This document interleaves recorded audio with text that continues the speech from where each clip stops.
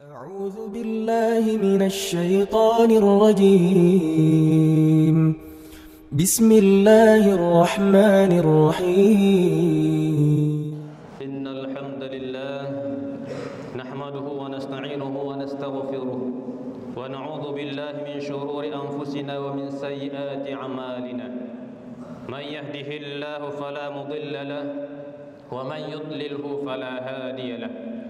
أشهد أن لا إله إلا الله وحده لا شريك له شهادة من هو خير مقاما وأحسن نديا. وأشهد أن سيدنا محمدا عبده ورسوله المتصف بالمكارم كبارا وصبيا. اللهم فصل وسلم على سيدنا محمد كان صادق الوعد وكان رسولا نبيا، وعلى آله وصحبه الذين يحسنون إسلامهم ولم يفعلوا شيئا فريا. أما بعد، فيا أيها الحاضرون رحمكم الله، أوصيني نفسي وإياكم بتقوى الله فقد فاز المتقون. قال الله تعالى في القرآن الكريم: أعوذ بالله من الشيطان الرجيم، بسم الله الرحمن الرحيم. إنما المؤمنون إخوة فأصلحوا بين أخويكم واتقوا الله لعلكم ترحمون. صدق الله العظيم وصدق رسوله النبي الكريم، ونحن على ذلك من الشاهدين الشاكرين، والحمد لله رب العالمين. Ma'asyiral muslimin sidang salat Jumat rahimakumullah. Sebagai seorang hamba Allah Subhanahu wa taala, sudah sepantasnya kita selalu memanjatkan puja, puji serta syukur kepada Allah Subhanahu wa taala atas segala limpahan rahmat dan karunia yang diberikan Allah Subhanahu wa taala kepada kita sebagai seorang hamba. Cara untuk mensyukuri nikmat Allah Subhanahu wa taala itu adalah dengan semakin meningkatkan ibadah kita kepada Allah Subhanahu wa taala, dengan semakin meningkatkan ketaatan kita kepada Allah Subhanahu wa taala. Itulah bentuk syukur kepada Allah Subhanahu wa taala. Selanjutnya salawat dan salam selalu kita hadiahkan kepada junjungan alam Nabi Muhammad Rasulullah sallallahu alaihi wasallam. Allahumma shalli wa sallim wa barik alaihi. Mudah-mudahan kita semua dan keluarga kita serta orang-orang yang kita sayangi dan kita cintai, termasuk umat Nabi Muhammad, yang mendapatkan syafaat di yaumil akhir nantinya. Amin ya rabbal alamin. Di hari yang mulia ini dan di mimbar yang mulia ini pula, khatib berwasiat kepada diri khatib pribadi dan kepada seluruh jamaah, marilah kita tingkatkan takwa kita kepada Allah Subhanahu wa taala, yaitu dengan menjalankan seluruh perintah-perintah Allah Subhanahu wa taala dan menjauhi segala larangan-larangan Allah Subhanahu wa taala. Karena takwa itulah kita akan mulia di sisi Allah Subhanahu wa taala, baik dalam kehidupan kita di permukaan dunia ini, wabil khusus di akhirat nantinya. Mudah-mudahan semua kita termasuk hamba Allah yang bertakwa di hadapannya. Amin ya rabbal alamin. Ma'asyiral muslimin sedang salat Jumat rahimakumullah.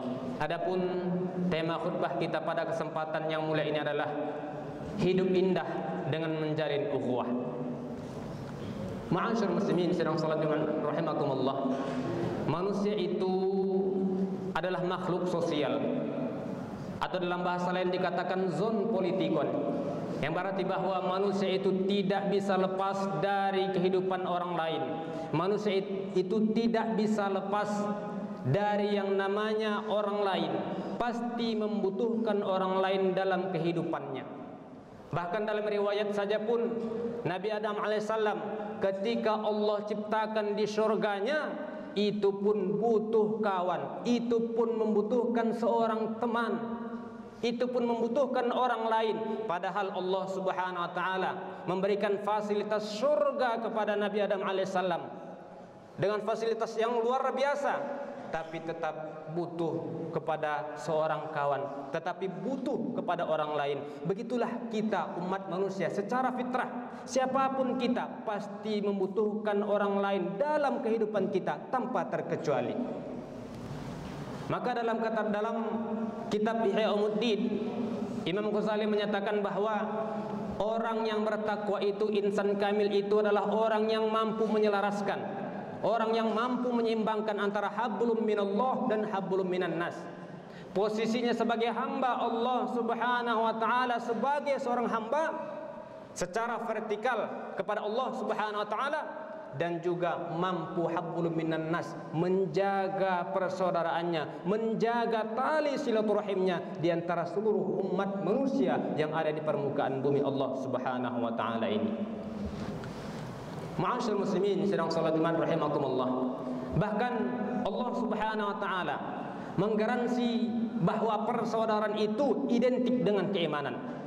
Allah Subhanahu wa taala berfirman dalam Al-Qur'an surah Al-Hujurat ayat 10, A'udzu billahi minasyaitonir rajim. Bismillahirrahmanirrahim. Innamal mu'minuna ikhwah fa aslihu baina akhawaykum wattaqullaha la'allakum turhamun.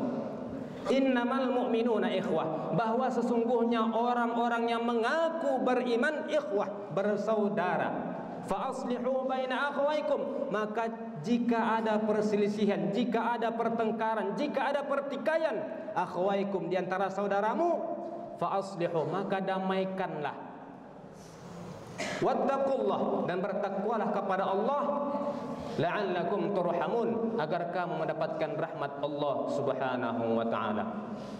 Ma'asyiral muslimin sedang salat iman rahimakumullah, begitu dekatnya antara keimanan dan persaudaraan, sampai-sampai Allah Subhanahu wa taala dalam ayat ini menggandengkan secara rapat antara keimanan seseorang dengan persaudaraannya. Maka dengan kata lain, semakin kuat keimanan seseorang, maka semakin kuat juga persaudaraannya. Atau dengan kata lain, semakin kuat persaudaraan seseorang, itu timbul dari keimanannya yang sempurna di hadapan Allah Subhanahu wa taala. Akan tetapi jika ada orang yang mengaku beriman tetapi tidak memperdulikan persaudaraannya, maka keimanannya itu dipertanyakan. Keimanannya ada yang salah, keimanannya ada yang cacat. Sesungguhnya orang-orang yang mengaku beriman, orang-orang yang mendekatkan diri kepada Allah Subhanahu wa taala, sejatinya adalah orang yang mampu untuk menguatkan dan menjalin tali silaturahim di antara kita semua. Ma'asyiral muslimin sedang salat jemaah rahimakumullah. Allah Subhanahu wa taala dalam ibadah-ibadah lainnya, ibadah-ibadah mahdhah umpamanya, Allah Subhanahu wa taala memberikan kewajiban, menyatakan kewajiban untuk melaksanakan ibadah itu hanya secara ringkas saja. Contohnya, wa aqimus shalah wa atuz zakah, dan dirikanlah salat, tunaikanlah zakat. Allah hanya memerintahkan dirikan salat, tunaikan zakat. Caranya bagaimana? Rasulullah sallallahu alaihi wasallam yang mengajarkan langsung. Tapi ketika tentang tali silaturahim, tentang persaudaraan, Allah Subhanahu wa taala sangat rinci dan detail mengajarkan kepada kita bagaimana untuk menguatkan dan menjalin tali silaturahim di antara kita. Ini menunjukkan bahwa ternyata rumit persaudaraan itu, ternyata jelimet untuk menguatkan tali silaturahim itu. Allah Subhanahu wa taala dalam ayat Al-Hujurat ayat 10 ini Allah lanjutkan bagaimana untuk menjalin tali silaturahim sebagai orang-orang yang beriman. Allah Subhanahu wa taala berfirman, ya ayyuhalladzina amanu la yaskhar qaumun min qaum asa an yakunu khairan minhum wala nisa'un min nisa'in asa an yakunna khairan minhun wala talmizu anfusakum wala tanabazu bil alqab bi'sal ismul fusuq ba'dal iman wa man lam yatub fa ulaika humuz zalimun.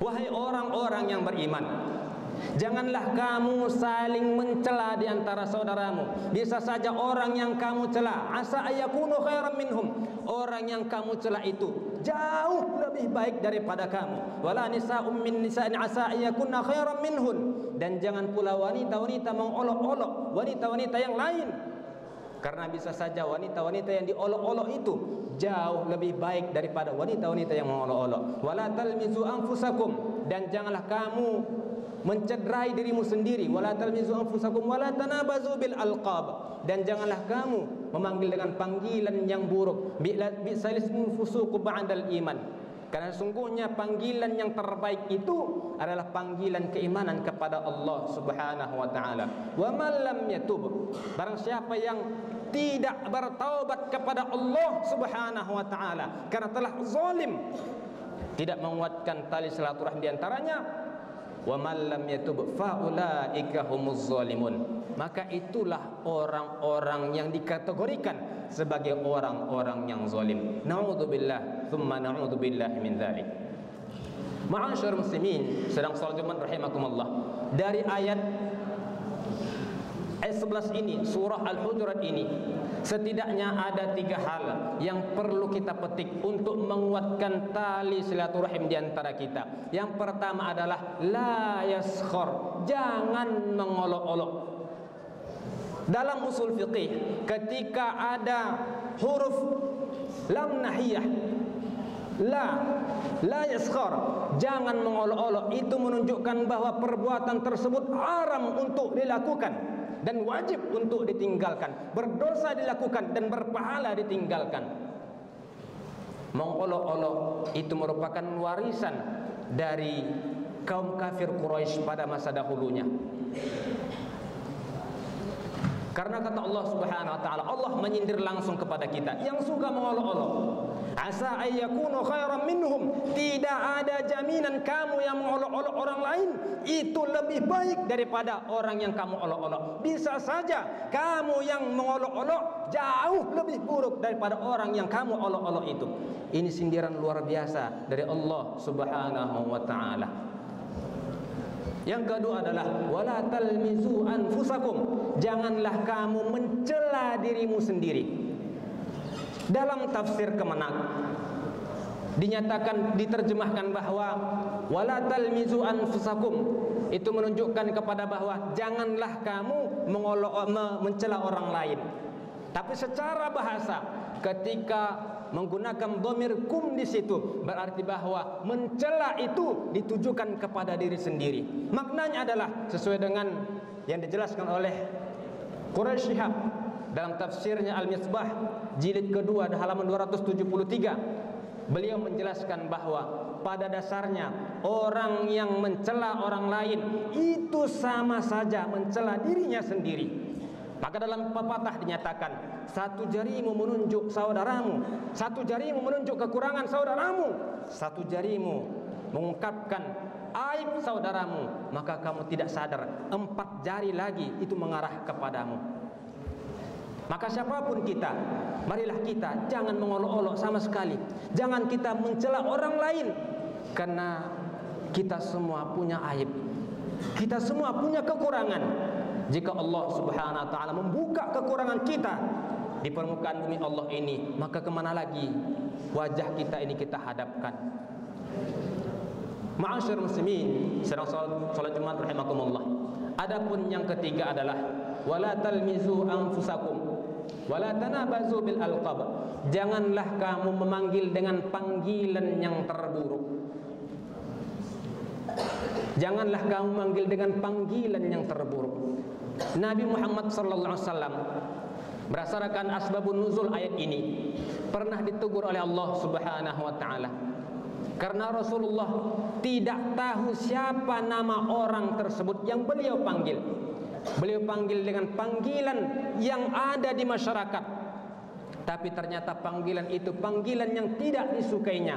Sampai 3 kali panggilan, Rasul pun heran kenapa orang ini tidak mau menoleh dan menjawab. Langsunglah turun ayat ini, janganlah kamu memanggil dengan panggilan yang terburuk. Bi'salismul fusuq ba'dal iman, karena sesungguhnya panggilan terbaik itu adalah panggilan yang mengarah kepada keimanan. Maka semua sahabat Nabi itu Nabi panggil dengan panggilan yang terbaik.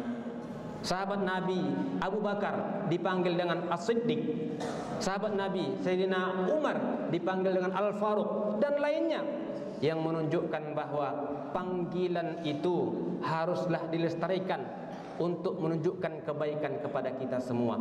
Ketiga hal ini, baik itu mengolok-olok, baik itu mencela orang lain, maupun memanggil dengan panggilan terburuk, ini merupakan hal yang sepele, ini merupakan hal yang kecil kalau kita lihat di tengah-tengah masyarakat kita. Tetapi Allah Subhanahu wa taala secara gamblang dan jelas menjelaskan dan mencantumkan bahwa ketiga hal ini itu tidak boleh dilakukan, tidak boleh dilaksanakan, wajib untuk ditinggalkan jika kamu, kata Allah, termasuk orang-orang yang beriman. Maka kata Allah, jika persaudaraan sudah kuat dengan menjaga tiga hal tadi sedikitnya, maka janji Allah Subhanahu wa taala di awal ayat yang kami sampaikan tadi, la'allakum turhamun, maka kalian semua akan kuberikan anugerah, akan kuberikan rahmat semuanya, baik di lingkungan YPSA, di lingkungan rumah sendiri, di lingkungan masyarakat kita. Jika persaudaraan ini melekat kuat di tengah-tengah kita, maka Allah jamin la'allakum turhamun, maka rahmat Allah Subhanahu wa taala akan selalu melimpahi kita dimanapun dan kapanpun kita berada. Mudah-mudahan kita semua termasuk hamba Allah yang beriman dan menguatkan tali silaturahim di antara kita. Amin ya rabbal alamin. Barakallahu li wa lakum fil Qur'anil azim wa nafa'ani wa iyyakum bima fihi minal ayati wa dzikril hakim wa taqabbalallahu minna wa minkum tilawatahu innahu huwas samiul alim wa qulu qawli hadza fastaghfirullahal azim innahu huwal ghafurur rahim.